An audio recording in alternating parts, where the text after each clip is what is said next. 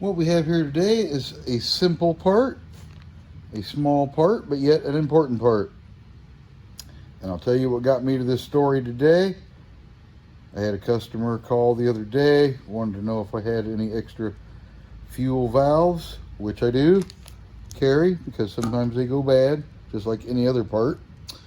But generally, this person was building their own bike, took the parts out, sitting around fiddling with them, and was turning the fuel valve back and forth right out of the box. And unfortunately, that's what made it leak. This fuel valve was pouring fuel out of the front of it, where it's supposed to seal like a ball cock, if you will. And the reason it started leaking is because he was turning it and it was dry.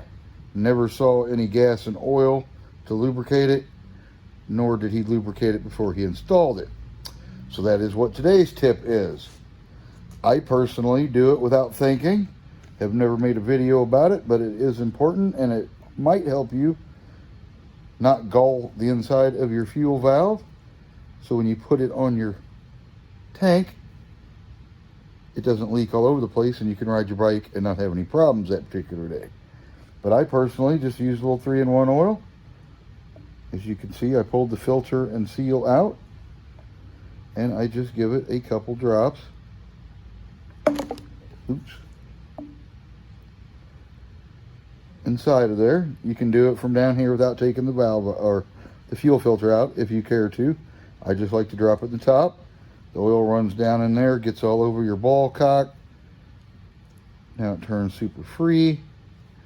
This one's just a demo for you to do to your brand new one. The oil mixes right with the fuel and gas,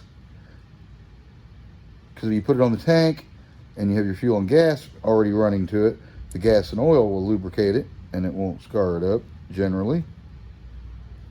But if you pull it out of the bag like this one and just start spinning it like this, there is a chance it can gall inside there because of new lubrication. And then when you put your gas and oil in there, it'll leak out of the face of the valve. So that is just a friendly little tip. I do that every time. A lot of things I do without thinking, just kind of second nature. I'll also put a drop on my oil seal, well, fuel oil seal, valve seal, if you will, and the threads of my tank and or the threads of this nut, or it works the same if you have the male valve. Pull that little thing out, or a couple drops in the upside down inlet of that before I start turning it. That way it's lubricated and it minimizes the chance of me galling it and being disappointed when there's gas running all out of your valve, much like this individual. So anyway, we got him fixed up. Hopefully somebody sees this video, puts a drop of oil on there and doesn't get lazy, and doesn't have that fuel leaking problem because it was turned when it was dry and now it doesn't seal inside anymore.